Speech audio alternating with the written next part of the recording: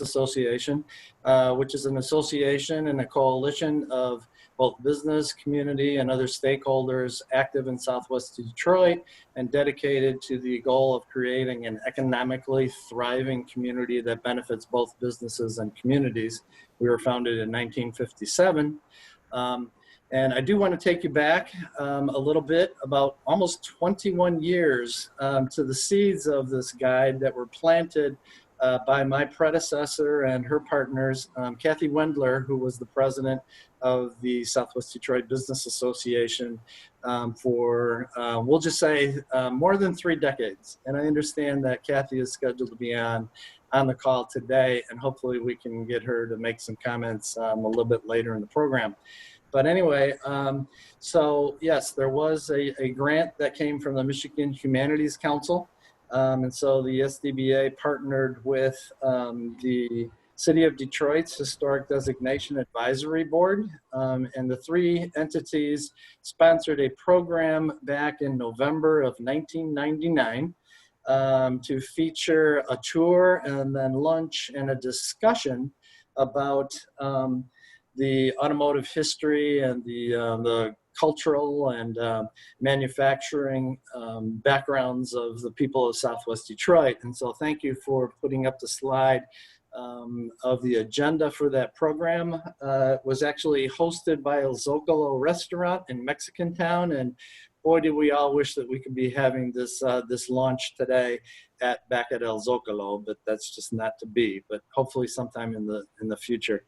So you see there the agenda. It featured a trolley tour of automotive sites in Southwest Detroit that was led by our own Ron Alpern, who is part of today's program and the director of the guide project, and several others who were subject matter experts that talked about aspects of Southwest Detroit and the automotive history and actually pre-automotive history of the community. So I guess we'd ask the question, why is a project like this, a historical guide, why is this important to the people of Southwest Detroit and to the folks in the industry of manufacturing and automotive industries? So I would say 2 things. One is it's so important because not only the automotive portion of the work and the manufacturing that went on, but the spirit of entrepreneurism and innovation that comes from a community like Southwest Detroit that actually serves as a port of entry for the city of Detroit. So you put all that together, you mix in cultural backgrounds and diversity, and then fast forward to Detroit's prominence as the auto capital of the world. And really what Southwest Detroit can claim to be is the neighborhoods in the city that put the world on wheels. So we're really, really excited to have this guide launched today and looking forward to the chance to share the rich history that's captured in this guide with not only Southwest Detroiters, particularly our young people, but with people around the world. So thank you for this moment to really share all this very hard work over a very long period of time by many, many people. And we just look forward to taking it the next step and sharing it with the world. So thanks for your time. Yeah, thanks, Rob. And, you know, I'm glad you touched on sort of the people element of this, because we as an organization look at our role in telling the story of the automotive and labor history as a story really about people. And it always has been. And so this Southwest Detroit project is a proof of concept that we wanted to work through that says that we can take a neighborhood and organize their stories and present them in a way that is palatable and accessible, but also means something to people outside of that community. So it's not just, we didn't do it just for Southwest, though it's a great, guide just for them, but we did it for everyone who has an interest in that story and everyone who wants to look at that. And I know people have joined the call, and those who are going to be viewing this long term will appreciate that. So we appreciate your support and longevity. We hope you'll stick around. We'll come back at the end for some Q&A stuff. So Rob will be around for later. All right. So thank you. So we'll see Rob a little later. But in the meantime, we're going to get into sort of the meat of the guide. And I wanted to introduce the person who Rob made allusion to earlier, who is the person who's really been the engine behind this entire thing. He could get going on stories of where this all germinated from, and I want him to share some of that background. But I want to give credit to Ron Alpern for his tireless effort in working through all of the hurdles that have gone on through to create this content and to present it to this audience with the drive and the passion that he has to make it all a reality. There's an entire team behind this entire thing, and we'll learn more about them, but really it's Ron that's driving that. And so, and Ron, this is, as Rob said, we love to be together, but technology has created a way that we can all be together on this thing. And you are in Virginia, but you're able to join us here today. So thanks to at least that much. But Ron Alpern, I'd like you to come in and kind of talk about your history, your background, and your role in this project before we get going on showing off the guide. Well, I'm not going to go deep on this, Brian, and people who know me know the dangers associated with that. What I want to do right now is just underscore that people like Dan Clark, who you're going to meet in a moment, who's wave to everybody, Dan, if you want, but Dan Clark, a professor of history at Oakland University, and a whole list of people made all this possible. There's a group of people who started working on trying to document the labor legacy of Detroit back in 1979. Dave Elsela, Steve Babson, most prominently, John Rivette and I. And we were working on this kind of stuff with a very singular focus on labor for 20 years. And that's what Kathy was aware of. And she invited us into that project in 1999. And another very significant individual is Dr. Thomas Klug, a professor emeritus at Marygrove College, whose scholarship and research on Southwest Detroit, it was really pivotal. And to make a very long story short, what we recognized in 1999 is that the story that we used to tell across the city could be retold focusing on Southwest Detroit. And by the time we get to 2010 and start talking about a partnership with MotorCities, we're looking at what the potential is of using a platform like your website to make this all possible.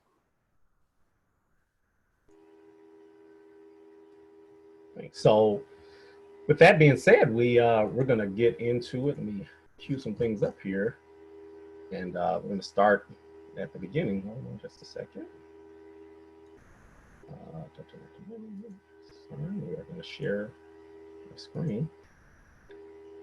So you are looking at the MotorCities website. In particular, we are zeroing in on the Southwest Detroit portion, which is now under our programs tab. So if you're looking for it, it's going to be under programs, and that's where it will live. It now has a little slider here. So that's where it will live long term. So for those who are watching on, then that's where it will live long term. But for now, we're going to click right to it, and we're going to start from the beginning and show you the front page of the guide. And we're going to talk about the navigation of it and some of the content of it. And then as we go through, we'll click around and sort of discover some things that are nuggets hidden in here. But the first thing I'll do is remark on the depth and breadth of the guide. And Ron's mentioned the team. It really is an army of folks who contributed to this, and a scholarship that's been gathered to pull this thing together. So we're excited about what we see here. But we divided it up into these key sort of areas that seem to make the most sense for the buckets that things fit into: firms and sites of Southwest Detroit.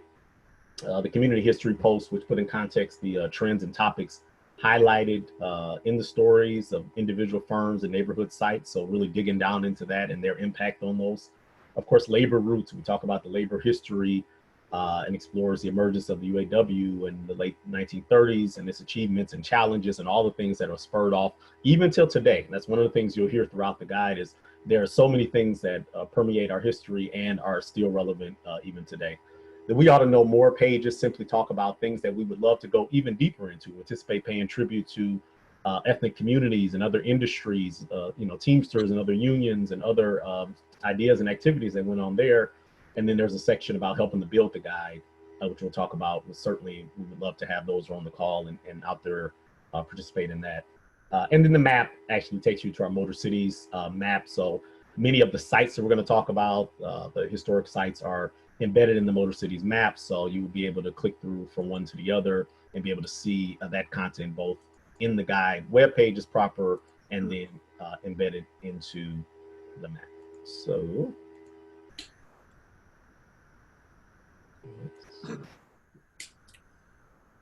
let's get going here. We're going to start at firms and sites.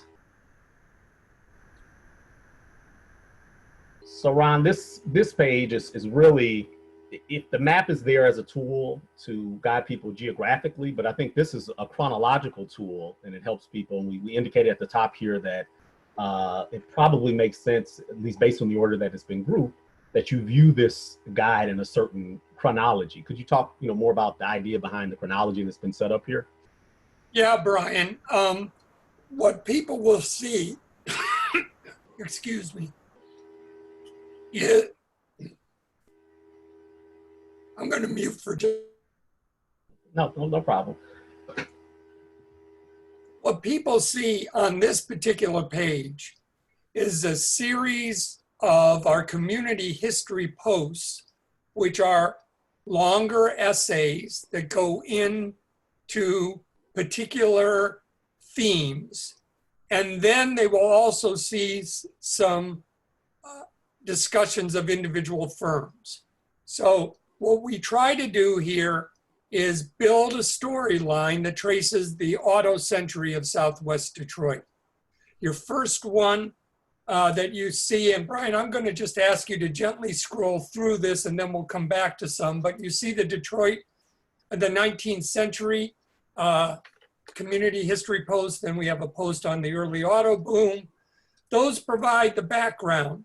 Our first sites that we ask you to look at are Clark Street, Michigan Avenue companies. We'll get into that in a minute. But there are more than one companies highlighted in there. We'll demonstrate the functionality of that in a minute. We talk about some Clark Fort Street companies.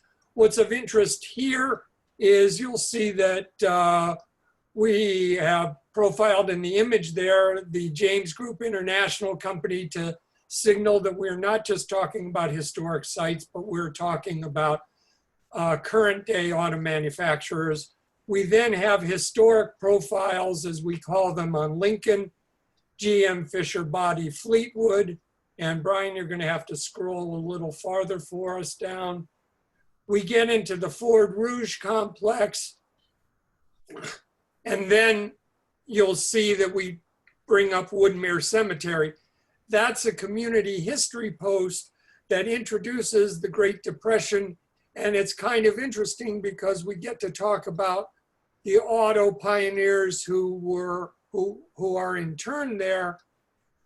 David Buick being one who died in poverty at the outset of the Great Depression. And then we talk about the labor events that emerge out of it. At the very bottom, we suggest some other places you can go. You'll begin to see at the very bottom in red where we say click here to view. We're going to talk about that later and show you how those links work. But Brian, I think what we were going to do is go back up to Clark, Michigan Avenue, please. So now we're sort of deeper into this examination of the Clark Street, Michigan Avenue plants, and this is what you'll typically see as a treatment, a paragraph or so explaining sort of what it is, and then links out to maybe other pages of interest or images or articles or things like that. So I'm delighted that that one of our friends from Ideal Manufacturing registered for this seminar, because I definitely want to talk to her a little later about some of the Michigan Fort Street, I'm sorry, the Michigan Avenue companies. I think we've got the wrong slide there, but we're going to go to American Car and Foundry here. American Car and Foundry is important. All those big railroad yards that we know, we recognize near Lanyo and Michigan Avenue. These are the real anchors of Southwest Detroit's industrial legacy. Brian, scroll down a little further to get that image there.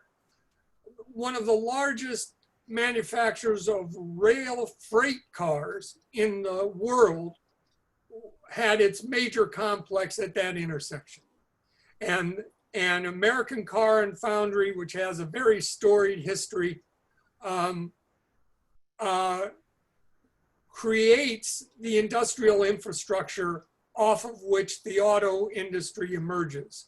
And while many parts of Detroit and many places in the country can say that they have long auto routes, very few places can argue that they have the rail freight car experience building cars and then transitioning into auto.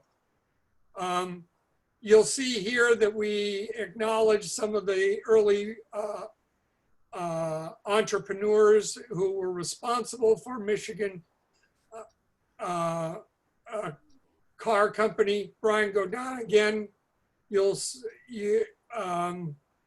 And as you scroll through this, again at the very bottom, where you say click here, you can see that we again will take you to other places. And here's a website that gives you more background. Part of the challenge of this was how to keep everything readable and accessible to the people who aren't going to spend a lot of time. So these links allow people to dig much deeper. And Brian's now showing you another link of Charles Freer. Again, the ability to use the internet to provide this kind of information has been, you know, a real treat for us. And quite frankly, I haven't quite seen all of these links working, so I'm delighted. But Brian, why don't we go to Fisher Body and go back to the Firms and Sites page. Brian has, it's below Lincoln, Brian. And while Brian showed you, again, we've got a relatively short treatment about Fisher Body, but I'm going to ask Brian to go down to the very end, again, to one of those links. You saw before how we linked to other websites. And Brian, what I want you to link to here is the bodybuilders from Fisher, the Body Bountiful link that's down below there in that paragraph. Because if this works right, folks will get to see, we always have to skip the ads. Sure, well, that's the only way it works, right? Yeah, well, here you get this delightful film that talks about the craft of building bodies. It was produced in the 1950s. I just love all of these vintage videos, and anybody who can find more, the beauty of the guide is share that information with us and we'll start to talk about that. You get in deeper into this thing, into this video, you get deeper into making auto bodies. Right now they're paying homage to the craftsman, but I think people get the idea of how dynamic the guide can be in terms of letting people just get immersed in this information. Brian, I think I'm ready, going back to community history now. Well, one of the things you touched on, Ron, and you may want to elaborate a little bit on is what we showed there. You know, we have, you mentioned some contemporary sites, and then we have some historic sites. Is one of the challenges and the real opportunities with this is to look at Southwest Detroit as across the entire pantheon, across this long history that they've been in this, in this business, and the role that they played, and the fact that you have these organizations and sites that have existed in and of themselves, and then you have others that have evolved into new things. I know we're going to get further into that, but would you say that was one of both the the challenges and the opportunities we're putting together this site is there's so much content and so many. There is so much content, and if we get time to talk about things like to go to the We Ought to Know More page, as overwhelming as all of this information seems, you know, we could generate 30% as much content just pursuing those.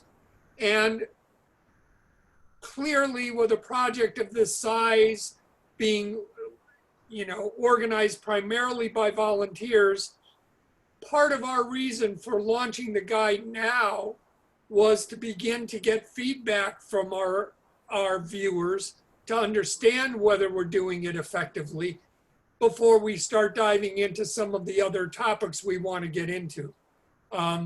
So we're now into community history. And again, I want to survey them. 19th century industry, we're going to come back to. Early auto boom, it talks about that period literally from the turn of the century up to the Great Depression, about how auto firms flourished in Southwest Detroit. And the next one, auto workers in their history, I have to give a big shout out to Dan Clark. Dan Clark's newest book talks about the auto industry in post-World War II. We were able, with his permission, to take a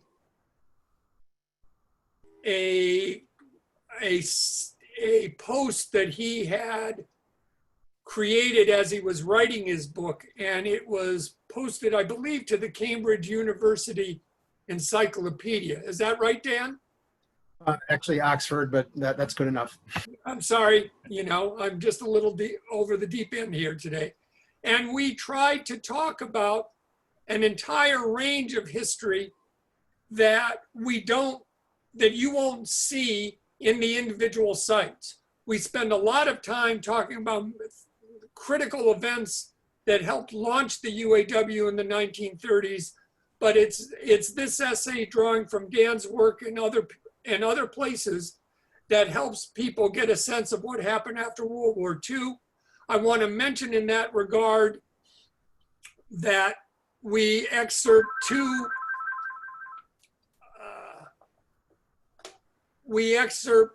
two sections from a UAW 1985 publication that's filled with wonderful illustrations. It was called We Make Our Own History, produced by the Education and Public Relations Department. Those two essays have great photography and give people, along with our longer essay, a pretty good overview of that brings us to the future, to the present. The disinvestment and revitalization page is one that is going to be worked on in August and in September, but it tries to talk about the economic development trajectory of Southwest Detroit. And again, each one of these will open up into other pages. We'll get into the labor history posts a little later. What I'd like you to click on right now, Brian, is to go ahead and just click where you were and click on railway cars, bricks, and salt. This is the essay that Tom Klug produced for that 1999 planning project. And it's a marvelous essay, and Brian, scroll through it slowly.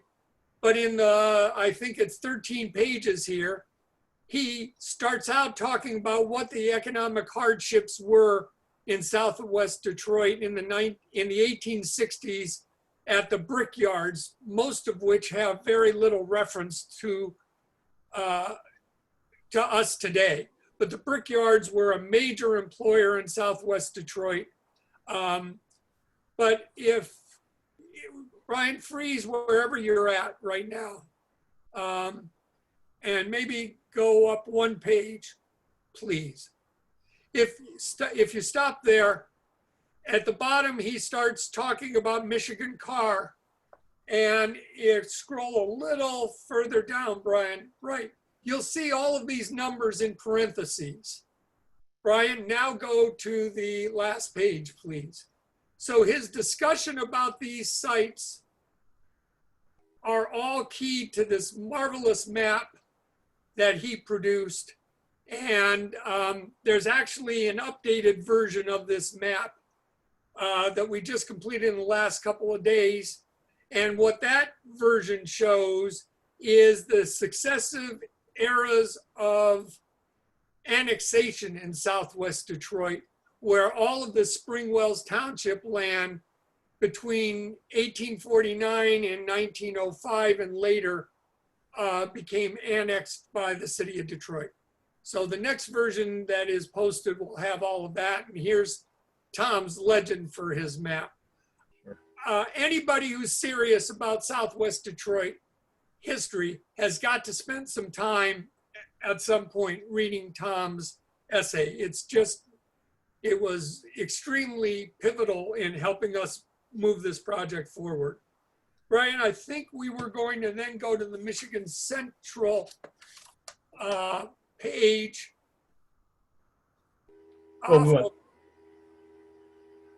yeah, no problem. No, I think we covered that. So let me go back here.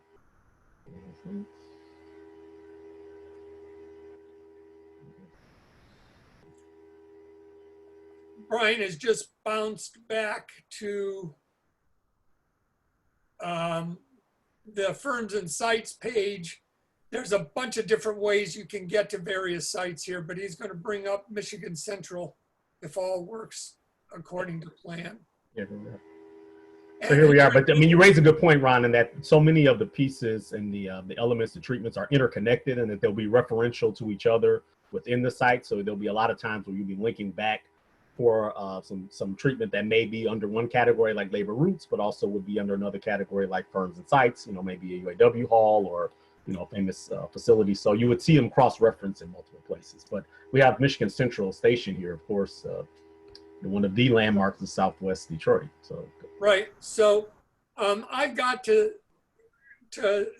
thank all of those people who worked with us over the years for being so patient when we tried to describe how all that interconnectivity that Brian just referenced.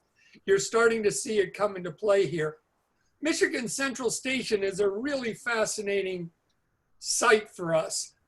We wanted to do something slightly different, and we took this quote from Dr. Kevin Boyle's biography that won a Pulitzer Prize. It was called Arc of Justice, and it's a biography of Dr. Ossian Sweet, who most people know of as the African-American physician whose house that was purchased on the east side in a primarily white neighborhood was attacked by mobs, and in self-defense, people were shot. And in a very celebrated trial, Clarence Darrow defended Dr. Sweet.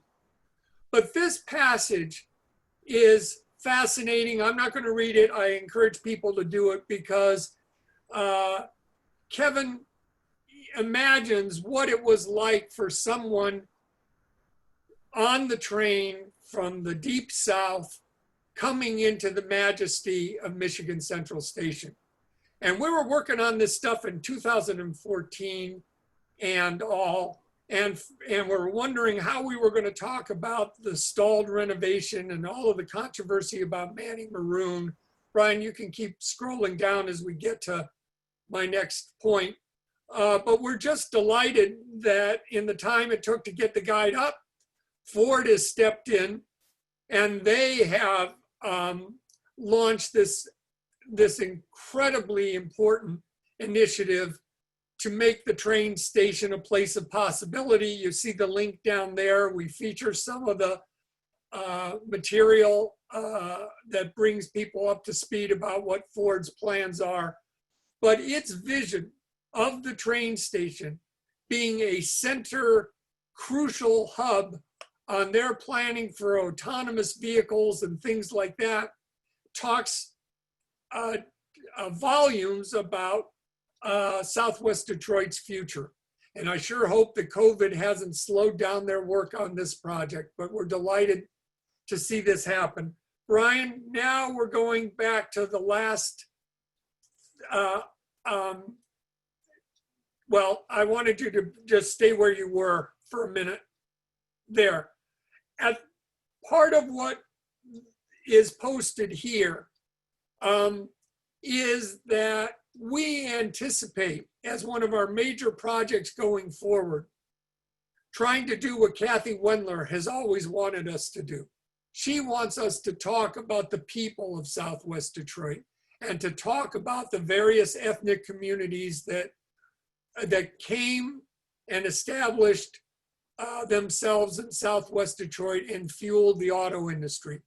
We're going to talk about how we're going to do that later, but all of that would link off of this page. And Brian, I guess we go to labor roots now. Now, labor roots, this page is designed for union members or labor historians. And if they wanted to figure out all the places in the guide where we talk about something relative to labor, we encourage them to go here. The labor root, and this is and the introduction to this page is actually, Brian, keep scrolling, is actually the opening paragraphs from a labor perspective article by our friend David Elsela. David Elsela is a member of the Michigan Labor History Society. He's their current treasurer. He was one of the co-chairs of the effort. Brian, scroll a little further, please. That helped establish the Labor Legacy Monument, and some of the material from their dedication booklet is posted here because it talks about the spirit of labor. Brian, let's go down a little further and freeze there so people can see what happens. Here we talk about the 8-hour day and a strike in 1886 in which American Car and Foundry figured prominently. We have a long discussion about Henry Leland. A part of it talks about his involvement in the Employers Association of Detroit, and that organization vehemently opposed unions. Brian, scroll further. We take people to the Ford Hunger March discussion. Scroll further, Brian. We have a section on the rise of the UAW and the sit-down strikes of 1936 and 37. Brian, for what it's worth, go to Kelsey Hayes if you've got that link in place. If you don't, we'll do it another way. No, let's. Okay. Then we have another post about the women of Turnstead. We have a post on the Battle of the Overpass. These three are actually links to newsletter articles that have been published by the Michigan Labor History Society. They're short, dynamic, and easy to read. The West Side Local Holds the Fort is a longer essay on our part that talks about a strike in 1938 when there was a serious effort to roll back the initial gains of the sit-down strike. That strike occurred at a plant in Southwest Detroit that's now vacant.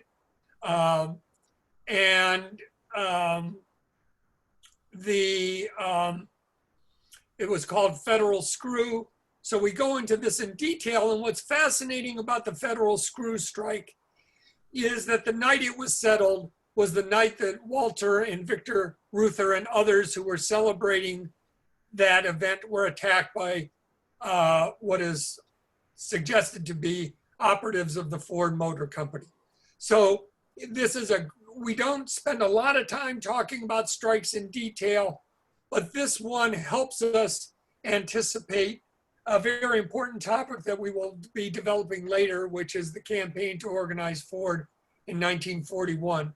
Brian, can you keep going on this page? And then I think we'll make our last comment. Yep, here we post the the auto workers and their unions, Right to Work Comes to Michigan, is an essay we have included here because we spend a lot of time talking about how the controversy with Henry Leland, the Employers Association of Detroit, and we would have been remiss not to talk about the events under Governor Snyder's administration where Right to Work came to Michigan.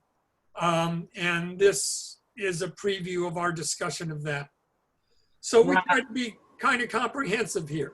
Right. And again, this is an example when we talk about both the historical significance and, of course, something that's obviously very relevant and relatively recent, coming the Right to Work in 2012. But before we went away from this, I wanted to give you a chance to take a breath and you can get a drink of water here. And I also wanted to point out the Ford Hunger March discussion. Of course, again, a seminal event in the sort of overall labor movement, and one that we pay close attention to because the MotorCities National Heritage Area is part of a partnership called the FROG, the Fort Rouge Gateway Collaborative, and that group has been working for the last 7 or 8 years to create a park that commemorates the 1932 Ford Hunger March, the issues of the community, and of course the environment around there along the Rouge River, and bring those elements together. So we've included, even in this discussion, both historic pieces as well as a link to our own page, which points you directly to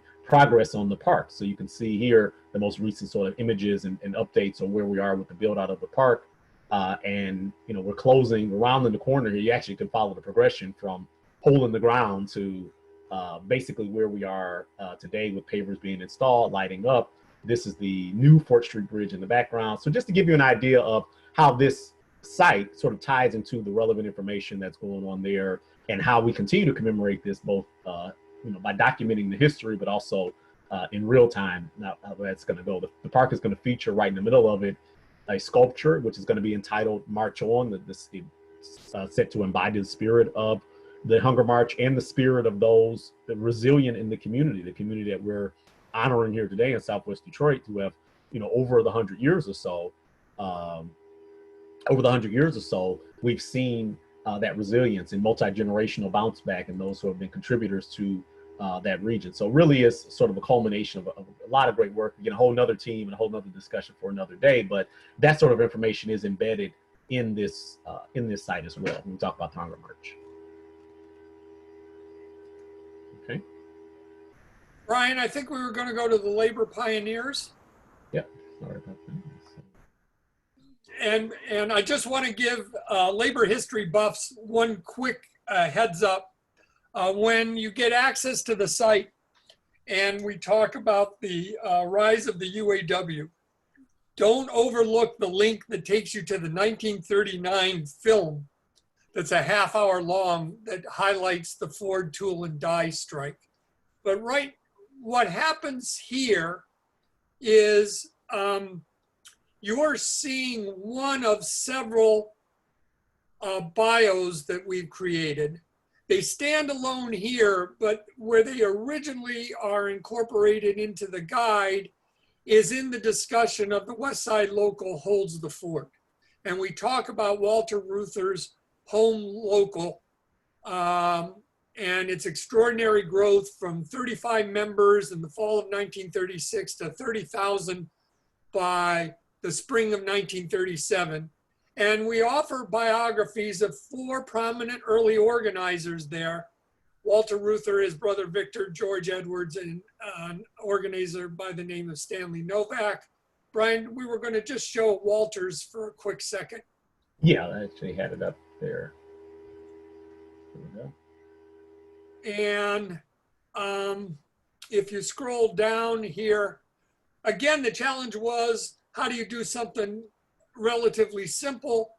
One of the links there, remember Walter May Reuther, is a recent post on the 50th anniversary of the plane crash in which he and his wife died. This is posted at the Reuther Library.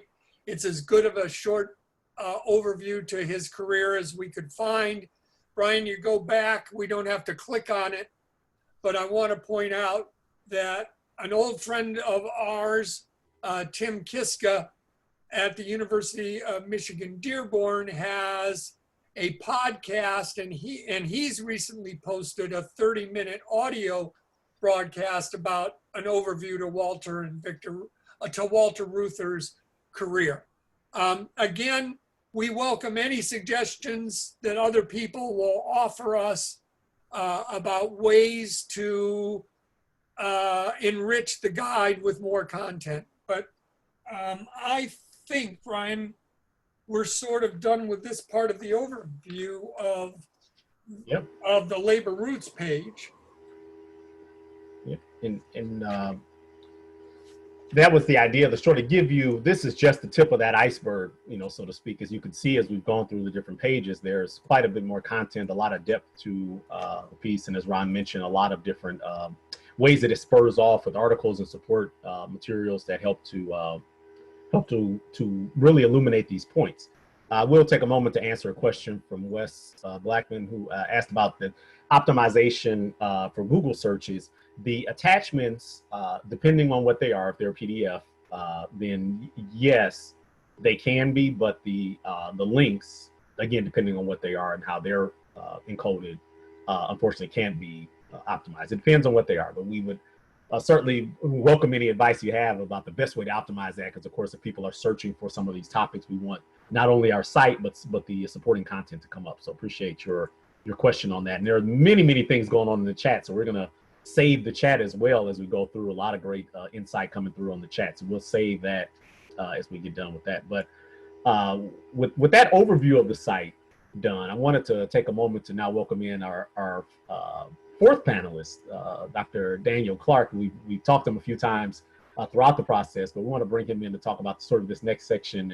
And Dan, you've been involved in this as one of those, you know, many contributors to the project as part of this huge team, which I'm going to show in a moment. But would ask maybe if you could share some insight on your experience working with the team, and sort of what do you see it as a value add, or your role as an educator at Oakland University? I actually came into the project late in the day, since it started back in the 1990s. I met Ron in 2014 at the North American Labor History Conference. I think you were there that day too, Brian, giving a presentation on this. I was drawn to it right then. I'm a historian at Oakland University. We write books that few people read, and I've always been interested in trying to communicate with a larger public. And it tells you something about the history discipline that we call this public history, kind of assuming that we don't actually talk to the general public as a rule. But it was Ron's energy as well, and his commitment to this project that really drew me in. I could see a lot of potential benefits for this for people just becoming or who are interested in Southwest Detroit, interested in the auto industry, interested in Detroit, interested in this period, the 20th century, to gain some introductory knowledge. I could imagine Michigan History Day students, finding some ideas for projects here. I got a graduate student involved in helping develop some content and do some copy editing, and it's been a very interesting project for me to envision the different ways that we could communicate this material with a broader audience. Historians aren't known for their brevity. Tom Klug's 13-page essay is a nice distillation of his 1,200+ page dissertation. So all of you out there in MotorCities land right now can be grateful that you got a distilled version. But it's quite a struggle to try to communicate complicated ideas with nuance with a minimum of text. I think that can sometimes be more difficult than having an unlimited word count to work with. So I've enjoyed, well, actually I have to give a shout out to Diane Feely as well. I'm not sure if she's been mentioned yet today, but she and Ron were responsible for much of the research and first drafting of these pieces. And so I came in kind of a supplementary, complementary role, and to see all that goes on behind the scenes in terms of all the effort to generate the content and all the things I'm not good at that Brian and Ron take care of, the graphic design and just all these nitty gritty details. It's been very interesting to see. But I do think that there's great value in the guide for people of all ages and all levels of interest. And I've just been really fortunate to be part of it.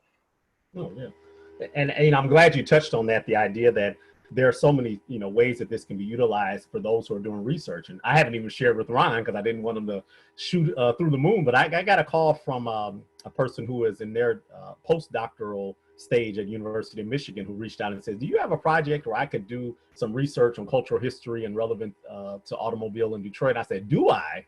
So, and I believe she's joined the call today, and if not, we'll be in touch with her very soon. But as an idea that there are people who are interested in continuing this work, and while we're talking about this, I'm showing you the members of the guide team. You can get an idea of some of these partners. A lot of them we've mentioned, but so many that you really can't. I mean, there's no way you can go back and thank all of the people. When I think about the formative side of this, when the people that believed in it when it was really a speck of dust, of someone like a Marion Bloy, who may be on the call as well, who didn't know how it was going to turn out, and we just put our noses to the grindstone. So we thank them all for their contribution and their work. And again, no way to do that, but there is an acknowledgement page. There is an acknowledgement page on the website that, of course, goes through this and talks about those who have helped build the guide. And Ron talks about those who can continue to help build the guide, which I think is where we want to go here as we get ready to wrap things up. So let me bring that page back up for those who want to help build the guide.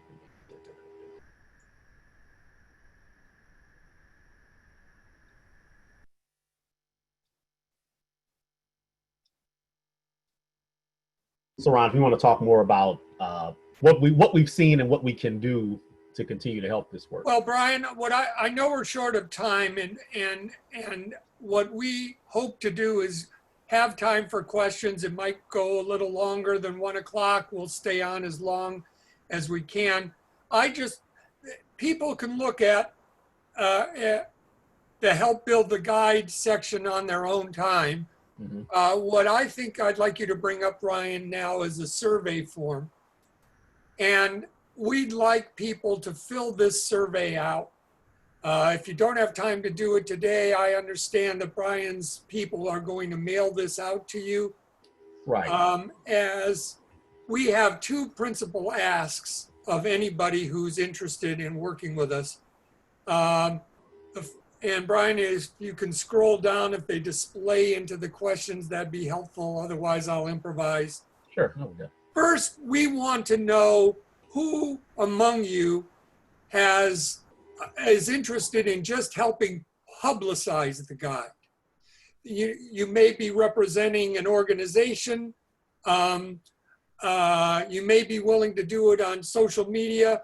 We have a press release that we are preparing that's going to take excerpts of today's presentation and put in some links to it. We want this, once it's ready, we want that to circulate as widely as possible and people do whatever is easy for them to do. The second thing that we have as a checkbox here is we can assist with adding new content. The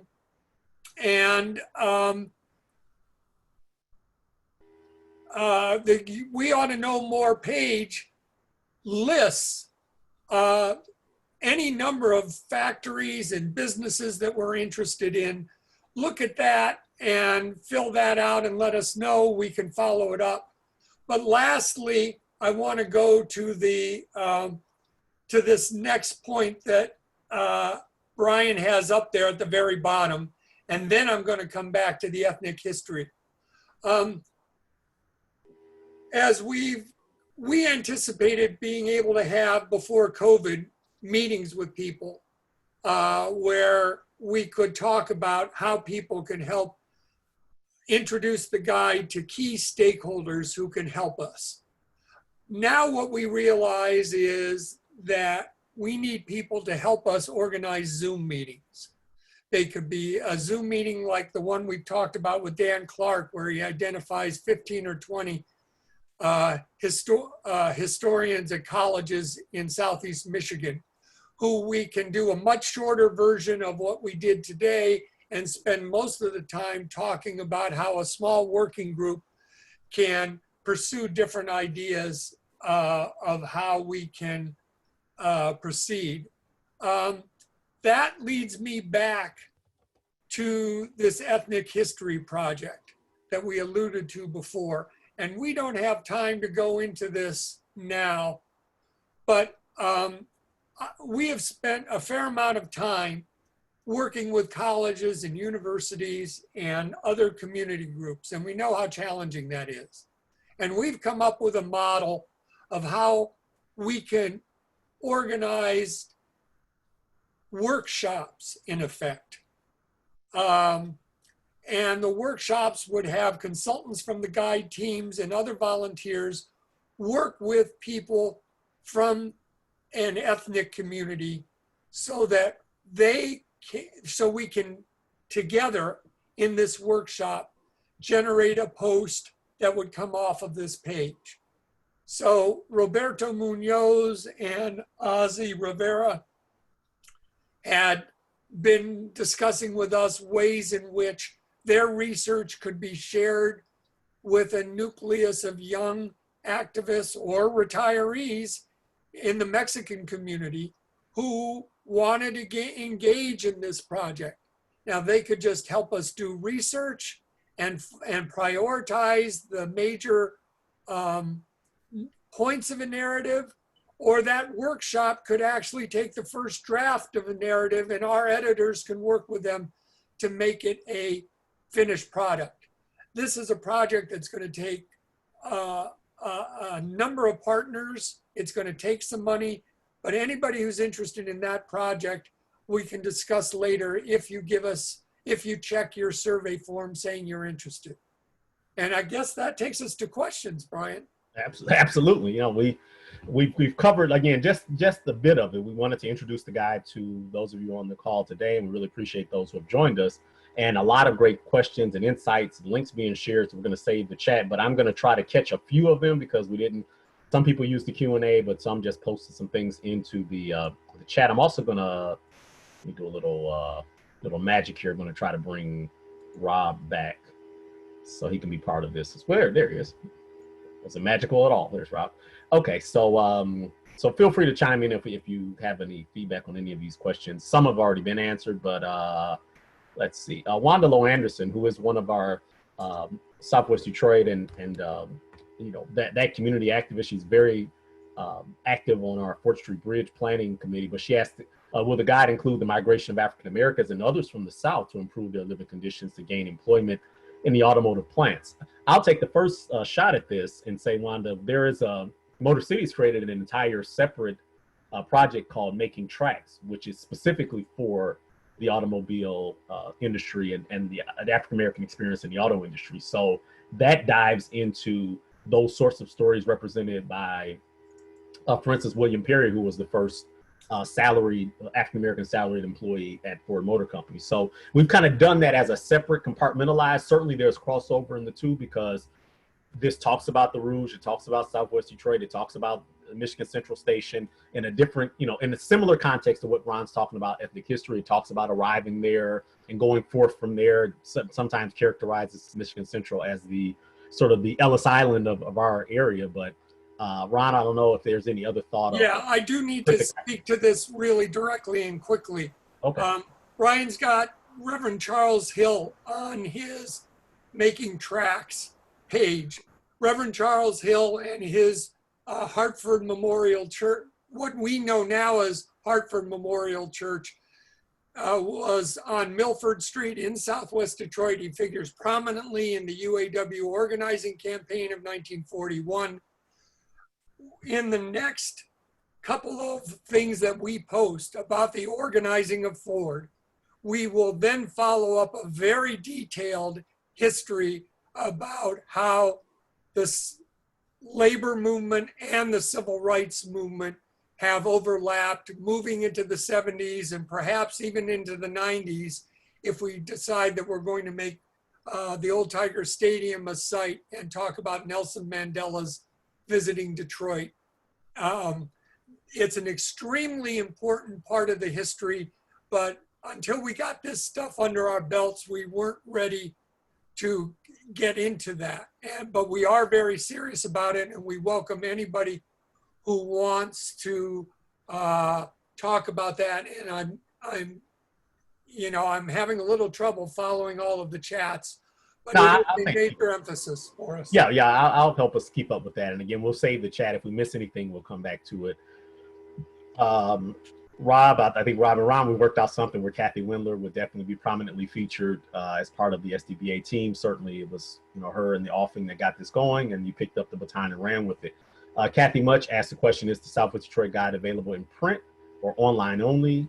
If so, how can we get a copy? Kathy, right now it is online only. There's been a lot of discussion, at least in the past, about ways to convert this into you know, a different form, but for right now, online is the best portal for that. So I'll leave it there. How does one get to Southwest? Patricia saying that we're having some issues with the link through to get back to the main page. So we'll look at the navigation to make sure that it is looping back the way it should. But this is a work in progress, so we'll make sure that everything is up to where it should be as we continue to use the site and add to it. Harriet Saperstein asked, obviously a great question about education. Given the COVID-19 situation and questions about opening schools, can we try to focus on getting educators to suggest a short tour designed for elementary, middle, high school students on any of these topics so that parents and teachers won't get overwhelmed by the immense amount of fascinating material? She really feels like this is, you know, necessary now, of course, as we know the situation we're in. But the real question is how we tie in the educational needs in our community as soon as it's fully up on the web. And that's a great question and a great challenge that I welcome Dan and Rob or anybody. Certainly we don't have an answer, I don't think, today about how that would work, because we don't have answers about schools and, you know, that next step. But the aspiration is certainly to have it being integrated as fully as possible and serve the community both on the educational side and community level.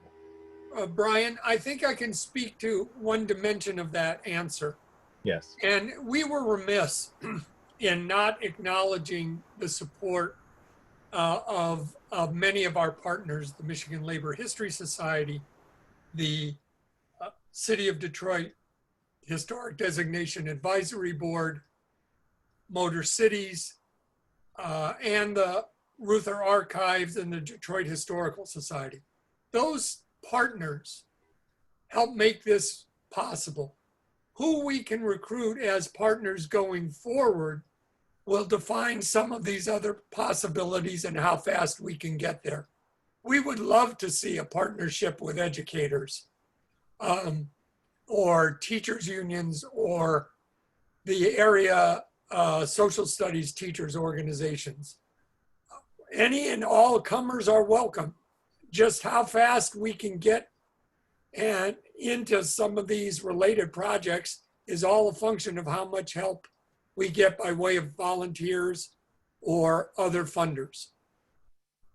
Right. Well, I think we caught the majority of the questions. There are a lot of comments and links to some great materials in the chat. Dan, did you see anything else that we maybe didn't catch?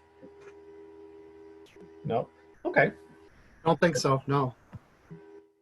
Well then, raise a glass to us all. We made it through, and we gave you, again, just a preview of the guide, and we're happy to continue with next steps. The real way to do it, as Ron explained earlier, is utilize the survey function that I posted in the chat, and that is going to be part of the site as a way to give your feedback on how you can help and how you can be a part of this as things move forward.